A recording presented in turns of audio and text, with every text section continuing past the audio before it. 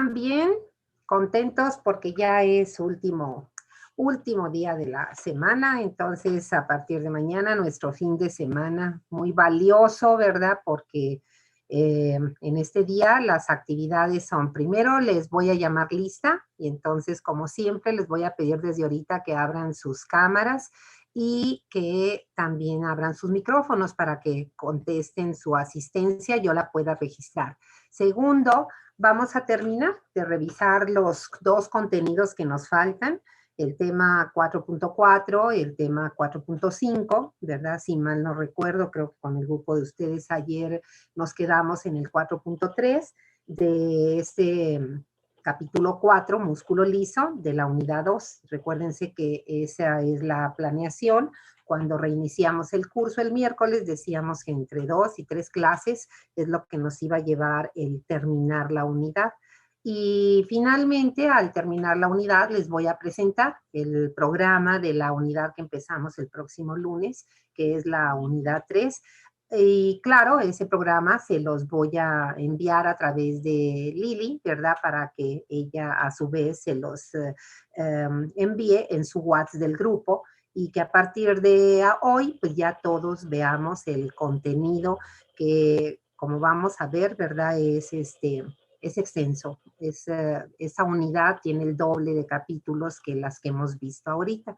Entonces, les voy a llamar primero lista. Déjenme tomar una carpeta. Entonces, les voy a llamar lista. Y luego empezamos la clase. Vamos a ver. Aquí estamos. Ernesto.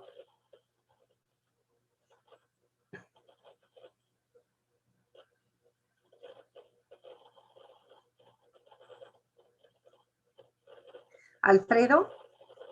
Presente, doctora. Nada más que no tengo cámara. Sí, está bien, Alfredo. Valeria. Presente, doctora. Diego. Presente.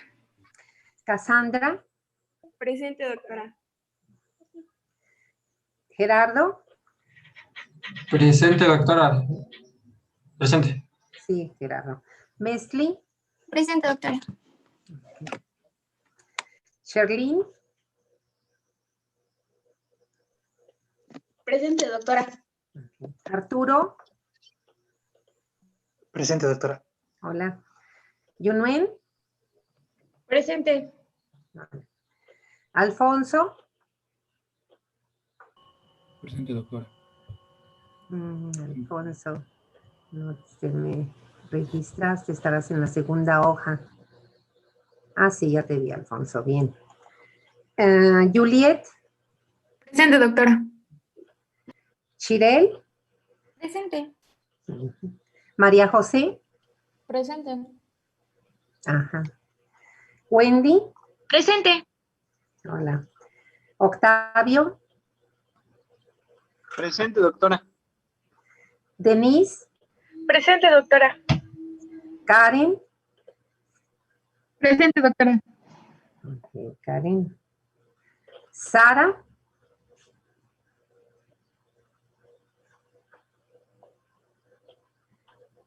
Presente, doctora. Ah, Sara. Sí, está muy bien. Sí, ya te vi, Sara. Gracias. Andrea. Presente. Ok, Andrea. Axel. Presente, doctora. Okay. Rosemary. Presente, doctora. Noel. Presente. Yamile. Presente, doctora. Miguel Mayoral. Presente, doctora. Miguel, creo que has de estar en la otra hoja porque no te veo. Ah, Miguel. Ah, sí, ya te vi. Ok, está bien. Julio. Presente, doctora. Lili. Presente, doctora. Irving. Presente, doctora. Órale, Irving. Ya te fuiste hasta el planeta K23. K23. ¿Quién sabe si exista? pero cuando menos así lo sacan en una película que se llama El cielo de medianoche, que es una película futurista que supuestamente plantea una situación muy dramática de fin del planeta Tierra, porque nos lo acabamos por la, ahora sí que contaminación ambiental, y entonces el K-23 es la opción para que podamos ir a colonizarlo. El problema es que no da tiempo, y pues al parecer solo hay pocas personas que van a ir a colonizar al K-23. Quién sabe si tu figurita esa, Irving, sea de esa película, pero al menos eso me lo recordó. Raúl. Presente, doctora. Okay. Frida. Presente, doctora. Dayan. Lisette. Presente, doctora. Elizabeth. Presente, doctora. Miguel Ángel. Presente, doctora. Brenda. Doctora, Brenda ha estado enferma últimamente y me dijo que si le podría estar justificando sus faltas es que al parecer tiene COVID. Entonces, Qué sí, barbaridad. Sí, gracias por avisarme, Lili. Pues de mi parte, ¿verdad? Pues digo, es una pena que ella, como tantas personas, estén ahorita, si es que también ella ya se contagió, pues que se cuide mucho, ¿verdad? Que se cuide mucho y que obviamente cuide pues a su familia, que es con quien debe de estar, y que pues seguramente lo más, dijéramos, estadísticamente seguro es que su evolución vaya a ser buena. Eso es lo que obviamente deben de estar deseándole ustedes, y de mi parte transmítele, ¿verdad? Que es mi deseo, de que pronto esté bien y que no se apure ahorita, ¿verdad? Por fisiología, ni siquiera por el examen, ¿verdad? Eso ya se podrá ver hasta que esté recuperada y tenga el tiempo, ¿verdad? De recuperar también el tiempo de estudio. Dani. gracias. Presente, doctora. Dani, acá estás. Muy bien, Dani, muy bien. Pues entonces vamos a ver quién faltó hoy. Disculpe, Nada más doctora. Ernesto. No. Jailene, no te mencioné. Qué barbaridad, Jailene. Déjame ver por qué no te mencioné, si no te puse falta. Habitualmente no lo hago. Mendoza. Mendoza. Ujú. No tienes falta, Jailene, pero qué bueno que me avises. Una Gracias, doctora. disculpa. A trabajar, jóvenes. Les voy a compartir la pantalla. Otra vez con el programa de Power de este capítulo 4. Y vamos a ver con el grupo de ustedes si terminamos de revisar en la clase de ayer este tema, todavía del capítulo 2, que es el mecanismo de la relajación muscular. Terminamos de verlo completamente.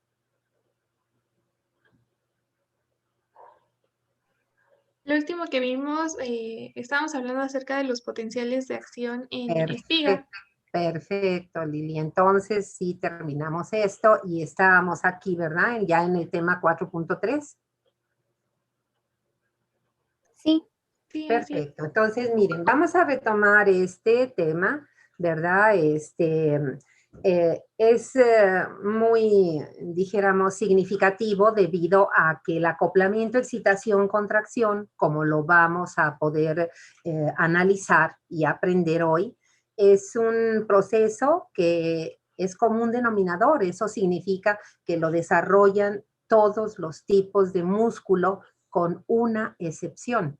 Y esa excepción es la que tenemos marcado ahí en la parte media del recuadro y le corresponde al músculo liso multiunitario, ¿verdad? Pero de ahí en fuera, el músculo esquelético, que fue con el que conocimos primero este proceso, que significa que para contraerse el músculo previamente debe excitarse, es decir, generar potencial de acción, y que si no hay potencial de acción no hay contracción.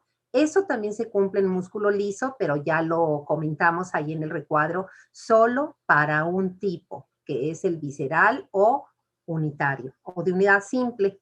Y lo que es también diferente es que las características en cuanto a los valores de los voltajes en cada una de las tres fases de los potenciales, reposo, depolarización, son distintos. De hecho, van a ser valores menores y la razón de ello es que músculo liso, recuerden, el visceral y también el multiunitario, aún más, son células mucho más pequeñas que las de músculo esquelético e inclusive que el cardíaco, ¿verdad? Entonces, al ser células más pequeñas, quiere decir más cortas y también más delgadas, los voltajes que desarrollan son menores. De manera que músculo liso también tiene la peculiaridad de que va a poder desarrollar, además de potenciales espiga, potenciales de acción con meseta. No todos, pero ahorita vamos a comentar en dónde sí se puede desarrollar este potencial. El de reposo, recuérdense que es un valor que oscila de acuerdo, inclusive estas gráficas son del texto de Guyton, del capítulo 8. El valor oscila entre menos 50 y menos 60 milivoltios. Es decir, mucho menos negativo, ¿verdad? Que el esquelético y que las neuronas grandes. La depolarización cambia, ¿verdad? Hace que el voltaje disminuya, pero cuando mucho la depolarización en músculo liso llega a 0, y lo cual significa, como lo vimos, que no desarrolla potencial invertido. Si acaso hay una inversión, nos comentan diversos autores, esa inversión es muy pequeña. A lo mejor un par de milivoltios, 2, 3, 4 milivoltios, nunca llega ni siquiera a la altura que tiene la neurona o el músculo esquelético, que acuérdense que el potencial invertido llega a ser de más 25, más 30 o inclusive más 35 milivoltios. Músculo liso, por supuesto que no. O de plano no desarrolla inversión, o si la desarrolla es extraordinariamente de pocos milivoltios positivos. En la repolarización, bueno, el voltaje hace lo mismo que en cualquier potencial de acción. El voltaje recupera el valor de reposo, ¿sí? Músculo liso, igual que el esquelético, tiene también el umbral de excitabilidad. Claro, ¿verdad? Va a ser también menor porque el potencial de reposo es menor. Fíjense cómo aquí ese menos 60 milivoltios, que en músculo liso es el potencial de reposo, para la neurona es umbral de excitabilidad, ¿verdad? Y ese menos 50, que para músculo liso es el rango de potencial de reposo, para músculo esquelético es su umbral de excitabilidad. Entonces, músculo liso tiene un umbral más arriba. Guyton, la cifra que nos da es menos 35, pero algunos otros autores nos dicen que al menos es menos 40. Entonces, ese sería el rango, ¿sí? ¿Qué importancia tiene? Pues recuerden, ¿verdad?, que el concepto de estos, dijéramos, parámetros que ya vimos en tejidos anteriores es el mismo. Entonces, su umbral de excitabilidad tiene el mismo concepto para el tejido nervioso y para el tejido muscular, cualquiera que éste sea. Entonces, en músculo liso significa lo mismo que en neurona y que en esquelético. Es el voltaje de la membrana, de la célula, que se tiene que llegar a él para que la célula se excite, es decir, pueda generar el potencial de acción. Recuerden que si el estímulo, ¿verdad?, no logra ese cambio y el voltaje que cambia se queda por debajo, pues ese estímulo no es umbral, es subumbral. Y entonces, ¿qué respuesta va a generar? En lugar de potencial de acción, pues va a generar respuesta local. Músculo liso también tiene respuesta local. Ese contenido lo tenemos precisamente en el siguiente tema, el 4.4. Vean cómo ahí abajo están los potenciales locales. Entonces, regresando a nuestro tema, ¿verdad?, de umbral de excitabilidad, pues esa es la trascendencia del umbral. Un estímulo umbral, acuérdense, es el que exactamente cambia el voltaje de reposo al nivel de voltaje del umbral de excitabilidad, se genera el potencial de acción. Un estímulo supraumbral, pues razón de más, porque lleve el voltaje a un nivel que rebasa el umbral de excitabilidad. Pero un estímulo subumbral pues no va a generar potencial de acción, va a desarrollar la respuesta local que más adelante vamos a analizar con detalle, ¿sí? ¿Cómo terminamos esto de los potenciales de acción? Bueno, señalando que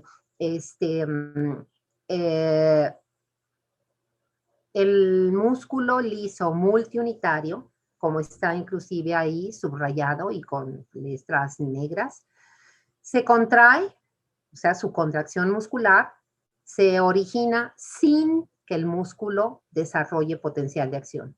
Eso quiere decir que es el único tipo de músculo en el cual no se desarrolla acoplamiento, excitación, contracción. Pero el músculo multiunitario, por supuesto que nuestro organismo debe contraerse. ¿Y por qué decimos debe, verdad? Porque aunque sean pocos los músculos que tienen esta variedad de fibras, es fundamental sus funciones. Vamos a tomar como ejemplo simplemente el músculo ciliar de los globos oculares.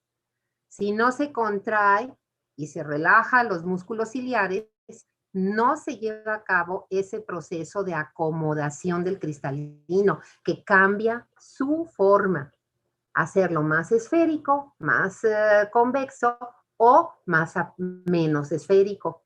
¿Para qué? Para acomodar nuestra agudeza visual a una visión cercana, así como la que tenemos ahorita de 30, 40 centímetros, ¿sí? O una visión lejana, ¿verdad? De más de 6 metros, o la visión a una distancia intermedia. Entonces, claro que se contrae, ¿verdad? Pero se contrae sin potencial de acción. Entonces, si no hay potencial de acción, entonces este músculo no desarrolla acoplamiento, excitación, contracción. ¿Cuál es el mecanismo que lo contrae? Ahí lo tenemos, ¿verdad? En el recuadro. Este músculo se contrae desarrollando tan solo potenciales locales excitadores, que les llamamos en el músculo liso, ¿verdad? Tanto en el multiunitario como en el visceral. Les llamamos potenciales de unión excitadores. El potencial local en músculo liso se llama potencial de unión.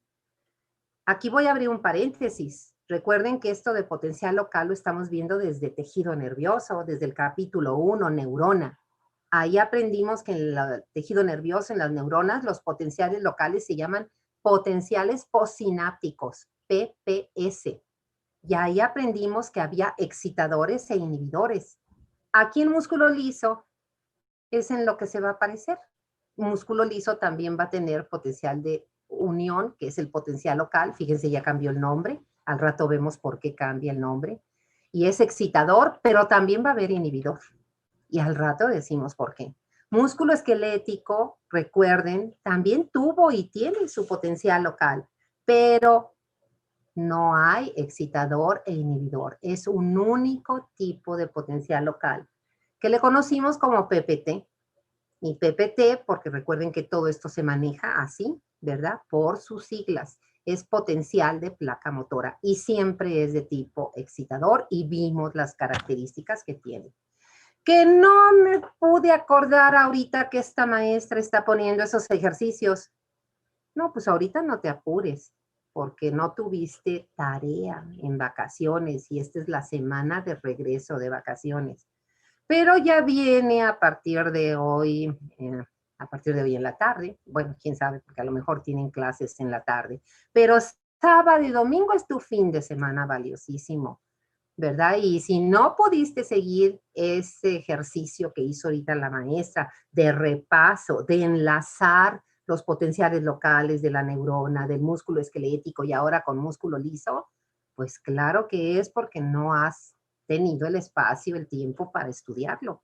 Y entonces tienes que hacerlo, ¿verdad? Porque hoy acabamos la unidad y a partir de hoy, ¿verdad? Con esto cierro el paréntesis. Ustedes pueden ponerse de acuerdo y fijar una fecha para la evaluación de la unidad 2, ¿sí? Entonces sí tienen que aprovechar. Yo no les voy a decir cuánto tiempo deben de estudiar, porque acuérdense que eso, el tiempo, ¿verdad? Pues ese solo lo podemos fijar cada quien de nosotros. Y eso sí les quiero decir. El tiempo de estudio, jóvenes, fue una de las cuestiones que más me refirieron en su autorreflexión del primer examen. en los 3 grupos, ¿verdad? En los 3 grupos. Entonces, por supuesto que el tiempo de estudio siempre será un parámetro que puede, no puede, sino que marca la diferencia entre un resultado. ¿Por qué? Porque ocupé el tiempo necesario, logré el aprendizaje suficiente y claro que eso se va a reflejar en mi examen. Entonces, desde ahorita les vuelvo a repetir, ¿verdad? Hay que aprovechar el tiempo. El pasado ya no, ¿verdad? Porque, ay, ¿cómo no me puse a estudiar en vacaciones? Bueno, ¿ya para qué te preocupas? No puedes regresar a diciembre, ya estamos en enero, ¿qué día es hoy? 8, ¿verdad? Enero 8. Ya no podemos regresar a diciembre. Entonces hay que aprovechar este tiempo de hoy, el presente, y organizar y planear el futuro. Por ejemplo, yo que tengo la responsabilidad de conducir el curso, yo les dije el miércoles que regresamos el día que el calendario oficial nos marcó, lo cual yo se los reconozco y les admiro, porque generalmente lo que ocurre es que a veces los alumnos, ¿verdad?, solicitan pues que demos otro día más o inclusive otros días más y que retrasemos el inicio. Ustedes no, ¿verdad? Ustedes dijeron empezamos clase el día oficial, magnífico. Entonces yo, ¿verdad? Mi responsabilidad es planear. Les dije, ¿cuántas clases necesitamos para acabar? 2 a 3. Y esta es la tercera clase. Entonces eso, ¿verdad? Es planear el tiempo para el futuro. Bueno, cierro el paréntesis. Vamos ahora a pasar al segundo subtema. Aquí el 4.3.2 son los mecanismos iónicos del potencial de acción. Y lo que se rescata aquí muy importante es el hecho de que en músculo liso, cuestión que no ocurre en miocardio ni tampoco en esquelético. Solo en músculo liso, en los 2 tipos, el calcio tiene dice ahí, papel doble. ¿Cómo lo debo de interpretar? El hecho de que el calcio tiene doble función. Doble función. Y esa doble función está descrita en el capítulo 8 de Guyton o en los correspondientes, ¿verdad?, de los demás autores. Y nos dice, ¿verdad?, que el calcio es el mecanismo iónico de la depolarización del músculo liso. El calcio. Y también ese mismo calcio que depolariza es responsable de la contracción muscular. Y eso sí es un común denominador, ¿verdad? Para todos los tipos de músculo, ahí sí no hay excepción. El calcio es responsable de la contracción. Y si esto lo quiero ver en una imagen que me ayude a recordarlo, ahí la tienes. Consulta esta figura de tu PDF de Guyton, que está bien hecha. Mira, acuérdate que es la misma que tiene Silverton, ¿verdad? Perdón, este es de relajación. Esta, ¿verdad?, que es la de Silverton, es la misma que la de Guyton. Bueno, muy parecida. Entonces, esta es la figura 3, en el capítulo 8. Entonces, ¿qué estamos diciendo? Que el calcio, su primera función es depolarizar. Y la otra función es activar el mecanismo de la contracción a nivel molecular. Entonces, vean la figura. Fíjense cómo dijimos, ¿verdad?, que cuando el músculo liso recibe, a ver, déjenme ver. Aquí, cuando el músculo liso recibe el estímulo, el que sea, cualquiera de que le toque, ¿verdad?, que sea de naturaleza excitadora, un estímulo excitador, nervioso, hormonal, local. Entonces, ¿qué hace ese estímulo? Va a activar, ya lo habíamos dicho, los canales de calcio del sarcolema.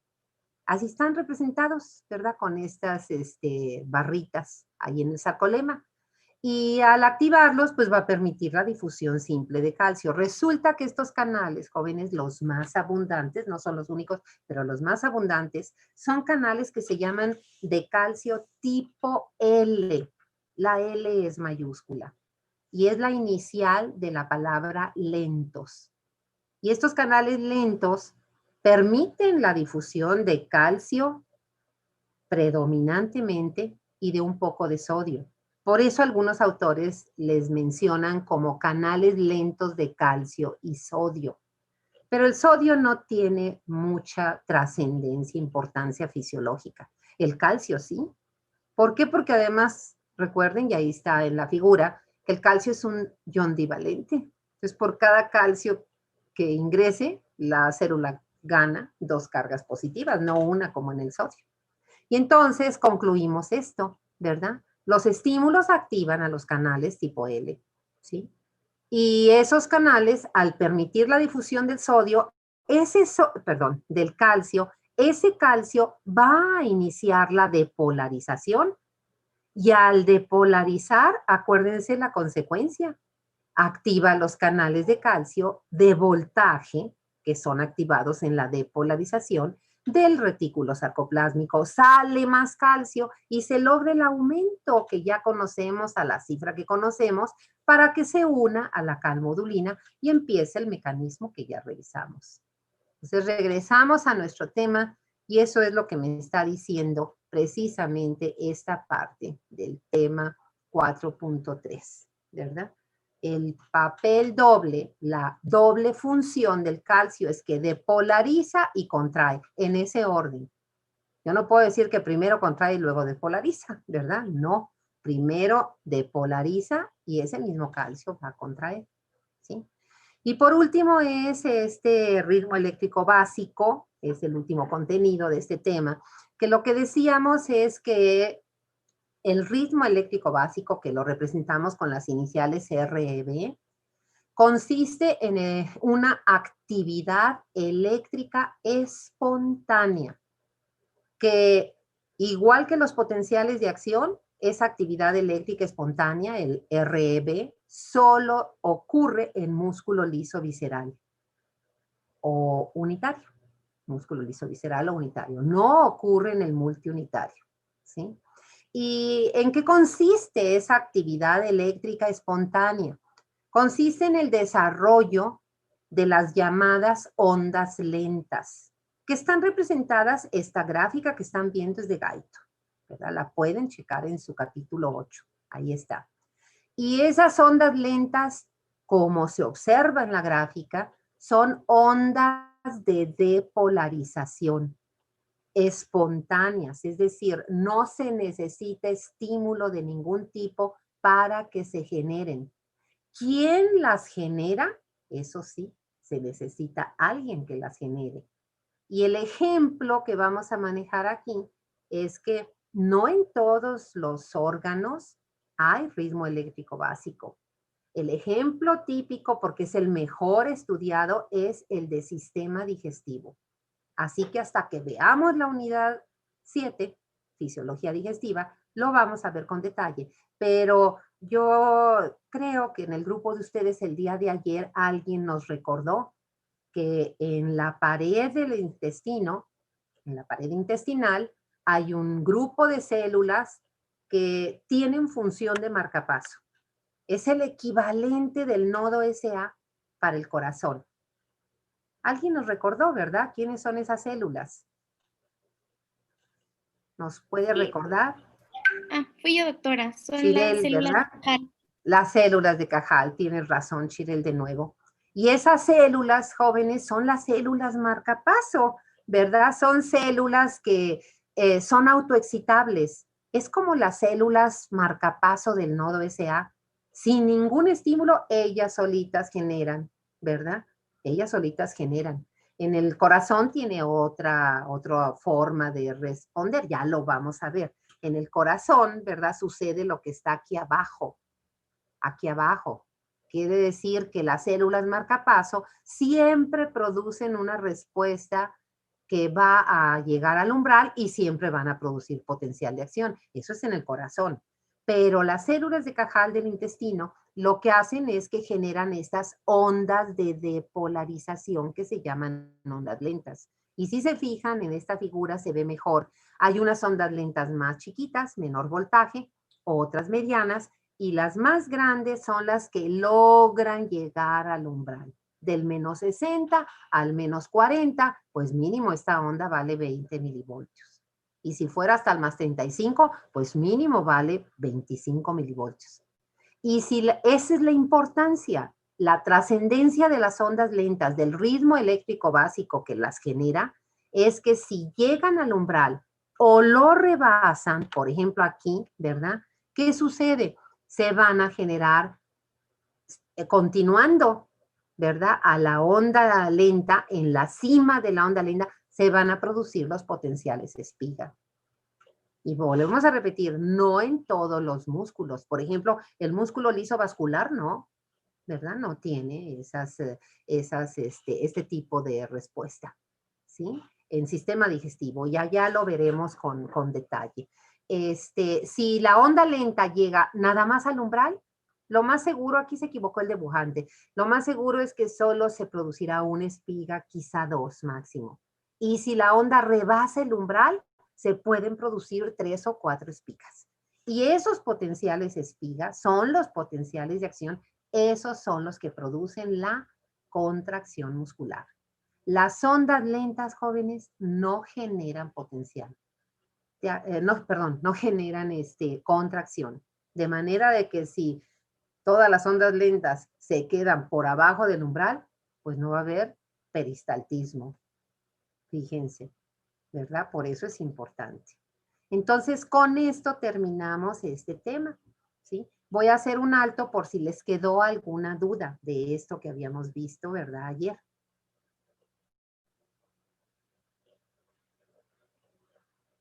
Bueno, vamos a seguir adelante. Tenemos un par de minutos y entonces el tema 4 es el penúltimo, es el de la sinapsis, ¿verdad? Obviamente es músculo, ya sabemos que está inervado por el sistema autónomo y resulta que además de que tiene inervación por el sistema autónomo, recuerden que músculo liso siempre hay que tomar en cuenta en eso, hay dos variedades. De manera que en la anatomía fisiológica, aquí, no sé si esto lo verían, si lo vieron es un repaso y si no, pues aquí lo tenemos que aprender. El músculo liso visceral, el unitario de unidad simple, la sinapsis se llama difusa, sinapsis difusas. ¿Por qué se les llama así? Miren, esta es la figura de Guyton otra vez. Esta otra es de Silverton y pues bueno, son diferentes, pero equivalen a lo mismo. Miren por qué difusa. En el visceral vean cómo las terminaciones nerviosas de los nervios autónomos, simpáticos y parasimpáticos, solo van a estar en comunicación con las fibras de músculo liso visceral más superficiales. Porque acuérdense que el músculo visceral forma láminas o capas. Los sarcolemas están uno unido al otro. Y las células profundas no reciben inervación directa. Y entonces por eso se desarrollan, aquí vean la figura, múltiples uniones tipo gap. Son las uniones en hendidura. Son esas comunicaciones directas con los conexones que vimos en la unidad 1. Y a través de ahí se van a transmitir los potenciales de acción a las células profundas. Entonces, por eso se llama difusa. Las terminaciones nerviosas no tienen botones, tienen estos saquitos, abombamientos que se llaman varicosidades. Ahí están los neurotransmisores, listos, almacenados para liberarse, ¿sí?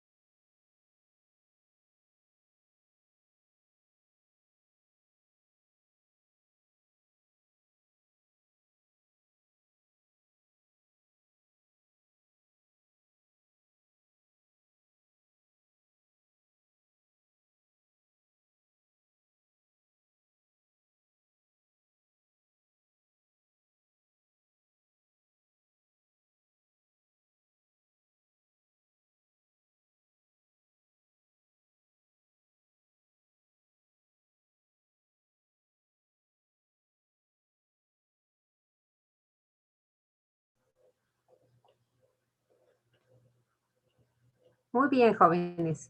Veo que ya prácticamente están todos. Vamos a continuar, ¿verdad? Aquí ay, perdón, abrí. Les voy a compartir de nuevo la pantalla. Músculo liso. Aquí está. Muy bien. Entonces, decíamos que las terminaciones nerviosas de los nervios autónomos no forman botones como tales, como los forman los nervios somáticos que vimos en músculo esquelético. Pero estos abultamientos que son las varicosidades es el equivalente. Ahí se almacenan y de ahí se libera el neurotransmisor. Vean la otra situación. Se libera al espacio sináptico y vean cómo los receptores que aquí están señalados con estas pequeñas copitas, ¿verdad? Si lo ven a colores, se ven de color verde, y solo están en las células superficiales. De tal manera que las células que directamente son excitadas por el neurotransmisor son las superficiales. Y ellas transmiten los flujos iónicos para excitar a las demás células más profundas de esa capa, de esa pared de la víscera, a través de las uniones tipo gap o de hendidura en estas estructuras que conocimos como los conexones, ¿sí? Vámonos al multiunitario y ahora recordemos, ¿verdad? Que el multiunitario, pues, se le llama así porque sus células son independientes. Quiere decir el sarcolema está separado uno de otro. Y entonces eso obliga a que las terminaciones nerviosas se introducen entre todas y cada una de las células.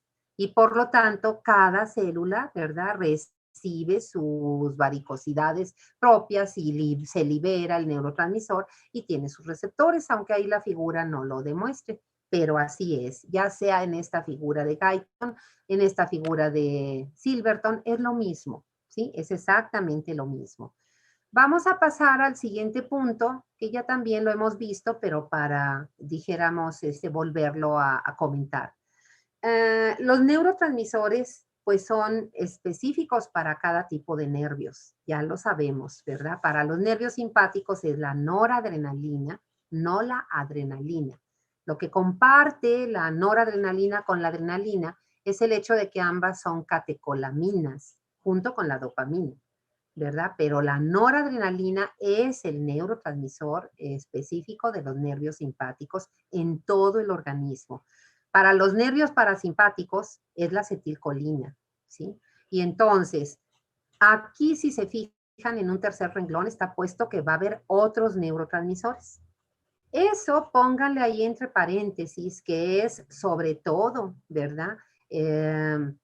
Dijéramos muy abundante en sistema digestivo otra vez. Hasta que veamos la unidad 7, vamos a ver con detalle, y eso yo estoy segura que en anatomía lo vieron, el hecho de que el intestino, el sistema digestivo, tiene un sistema nervioso intrínseco. Intrínseco es una inervación propia que forma dos plexos, si se acuerdan, mintérico de Auerbach, ¿sí? Y esas neuronas de esos plexos tienen múltiples neurotransmisores. Por ejemplo, GABA, tienen hasta dopamina, tienen óxido nítrico, es decir, hay un cóctel de neurotransmisores. Ahí lo dejamos, no nos toca ahorita, pero cuando veamos la unidad 7, sí. ¿Sí? Aquí que vamos a terminar señalando en este punto de neurotransmisores, que el efecto, ¿verdad?, de los neurotransmisores, como lo hemos insistido, no depende de ellos exactamente, de su estructura química, de la cantidad que se libera, del órgano donde se libera, no. Depende del tipo de receptor sobre el cual actúa. Y entonces también aquí, ¿verdad?, nuestro límite es recordar, para noradrenalina y adrenalina es lo mismo. Los receptores se llaman adrenérgicos. Y hay dos grupos, los adrenérgicos alfa y los adrenérgicos beta. Y cada uno tiene tipos o subtipos. Alfa 1, alfa 2. Los números son arábigos y se ponen de subíndice. Y el grupo beta también tiene 3 subgrupos o subtipos. beta 1, beta 2 y beta 3. Eso significa que en total la adrenalina y la noradrenalina van a poder actuar sobre 5 diferentes tipos de receptores. Y aquí es donde vamos a manejar la aplicación clínica. El único ejemplo para no salirnos del tema de la unidad e irnos a otra, ¿verdad? El ejemplo va a ser músculo liso vascular. El ejemplo consiste en saber que músculo liso vascular solo recibe inervación simpática, nada más inervación simpática. Y que la noradrenalina que se libera va a poder actuar en 2 tipos de receptores, que son alfa 1 o beta 2. Y cuando actúa en alfa 1, entonces la noradrenalina va a desarrollar efecto excitador. Y eso significa que va a producir contracción del músculo liso vascular y por lo tanto vasoconstricción. Cuando la noradrenalina actúa sobre el receptor beta 2, el efecto es opuesto. El efecto es inhibidor, va a relajar al músculo liso vascular y entonces la respuesta va a ser vasodilatación. ¿Sí? De tal manera, jóvenes, que no podemos meternos ahorita a ver qué va a pasar en el músculo liso bronquial o qué va a pasar en el músculo liso gastrointestinal, porque lo vamos a ver en cada una de sus unidades respectivas. Aquí el ejemplo del músculo liso vascular es el único que vamos a tomar. La acetilcolina. La acetilcolina, ¿verdad? Lo que tenemos es que actúa sobre receptores que se les llama colinérgicos. Los receptores, el nombre que toman es el nombre... ¿Sí me están oyendo, jóvenes? Sí, doctora. Ok, es que quién sabe por qué se está cambiando. Algo está pasando aquí en mi computadora. Pero bueno, la acetilcolina, los receptores se llaman colinérgicos y son 2 tipos de receptores, jóvenes, 2 tipos de receptores. Puede ser el receptor nicotínico, que ese ya vimos es exclusivamente para el músculo esquelético. Hay otra localización, pero no la vamos a ver ahorita, que es en las neuronas postganglionares de los nervios autónomos. Luego vemos eso. En músculo liso, el receptor colinérgico es muscarínico. Colinérgico muscarínico. Se representa con una letra M mayúscula y hay 5 isoformas. M1, M2, M3, M4 y M5. Y volvemos a repetir, ¿verdad? Que las vamos a ver, pero no ahorita, sino que las vamos a ver cuando veamos las respectivas unidades más adelante. Vamos a terminar viendo ahorita lo que es los potenciales locales, jóvenes. Los potenciales locales son, ¿verdad? Los potenciales que llamamos potenciales de unión. ¿Sí me siguen escuchando? Es que no sé si algo le está pasando ahorita en mi computadora porque me está cambiando sola, ¿verdad? Por algún motivo me está cambiando el programa, pero me está cambiando la diapositiva, perdón. Entonces, los potenciales locales, jóvenes, son los potenciales que se llaman potenciales de unión. Ahí lo tenemos y ya habíamos comentado. Esos potenciales de unión pueden ser de tipo excitador y también de tipo inhibidor. Los de tipo excitador, jóvenes, van a ser ondas de depolarización graduadas.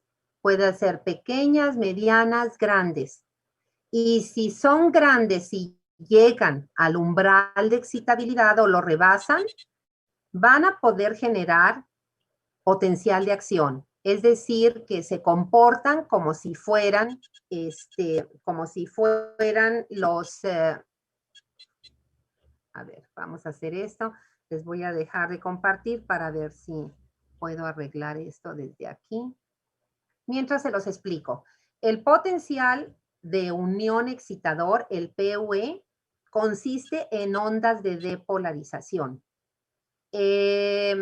graduadas. Es como lo que sucedió o más o menos parecido a lo que es el ritmo eléctrico básico, las ondas lentas, pero no son iguales, porque recuerden que las ondas lentas son actividad eléctrica espontánea y los PUE son potenciales locales. Eso quiere decir, ¿verdad?, que son debidos a estímulo subumbral,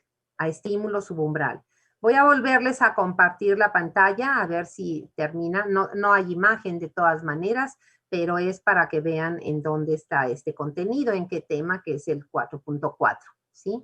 El potencial inhibidor consiste, si no, hay, quién sabe qué estará pasando, ¿verdad? Pero bueno, si me siguen escuchando les explico, ¿verdad? El potencial de unión inhibidor, el PUI, es un potencial que consiste en ondas de hiperpolarización, ¿verdad? En ondas de hiperpolarización. Y entonces esas ondas de hiperpolarización hacen que la célula quede inhibida. Es decir, el músculo va a quedar relajado, ¿sí? Bueno, con esto terminaríamos de ver este tema y voy a intentar a ver si ahora lo ve, porque el último tema solo quiero que vean el contenido, ¿verdad? A ver si me lo... Ahí está.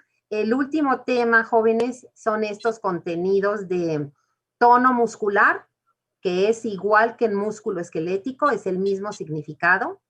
Luego, en el segundo tema es la comparación entre contracción del músculo liso con el músculo esquelético.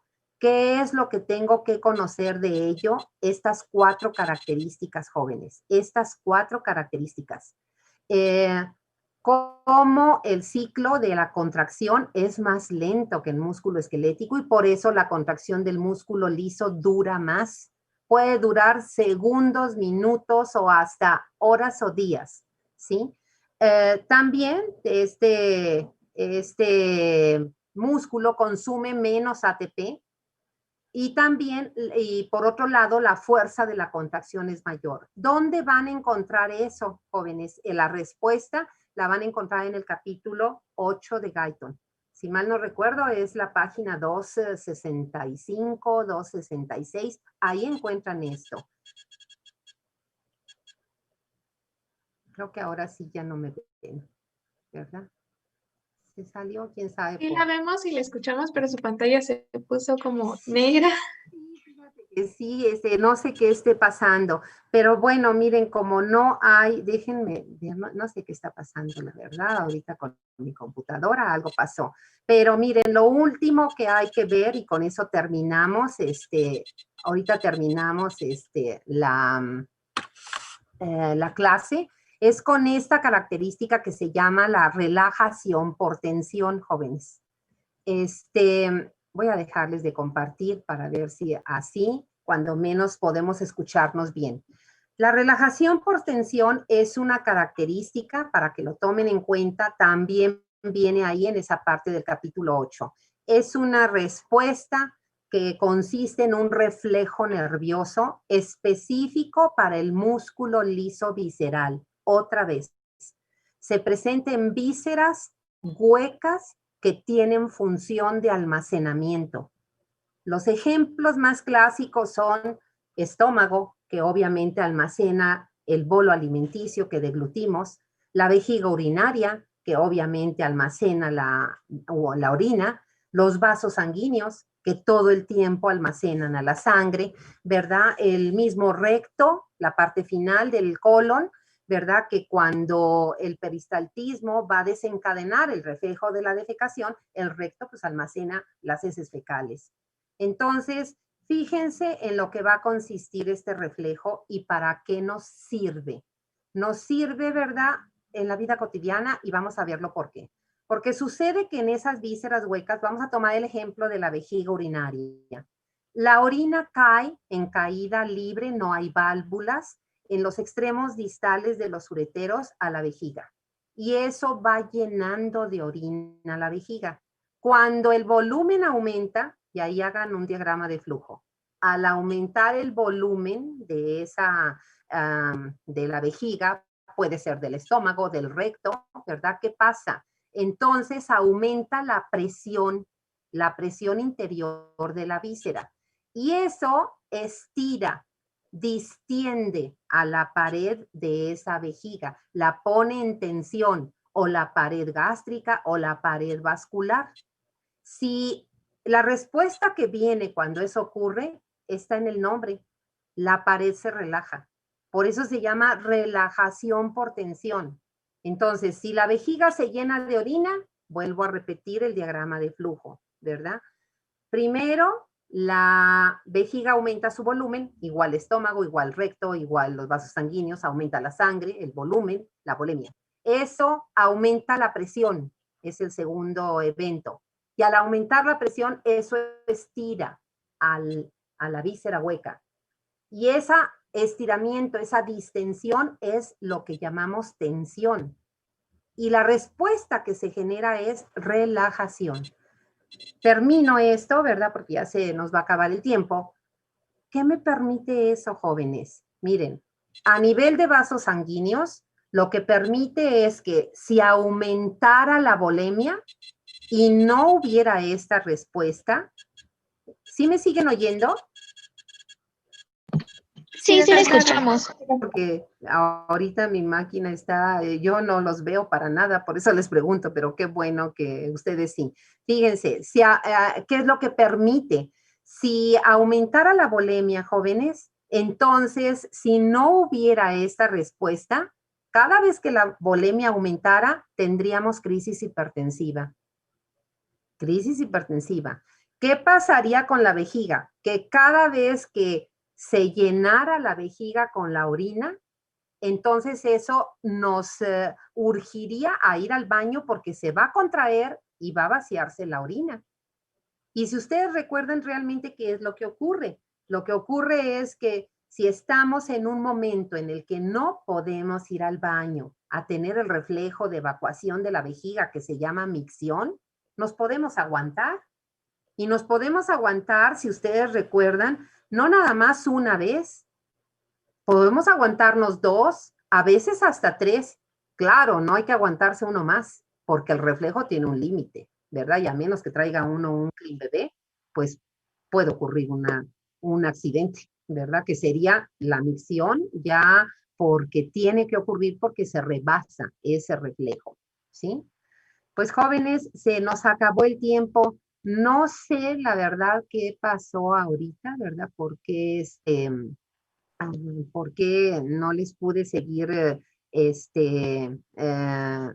trabajando, pero de alguna manera creo que no van a poder ver. Déjenme ver. Compartir pantalla. Vamos a ver si es posible. No, quién sabe qué está haciendo ahorita mi máquina, pero les voy a mandar ahorita en unos minutos el contenido de la unidad 3, porque la unidad 2 se acaba con esta respuesta, con la relajación por tensión. Y como ya es un minuto, pues no podemos extendernos. Cualquier duda, el lunes abrimos un espacio antes de empezar el contenido de la unidad 3, perdón. Que tengan muy buen fin de semana, jóvenes. Aprovechen bien su tiempo y organícense bien para estudiar. Nos vemos. Hasta luego. Hasta mañana, doctora. Hasta luego, doctora. Hasta el lunes.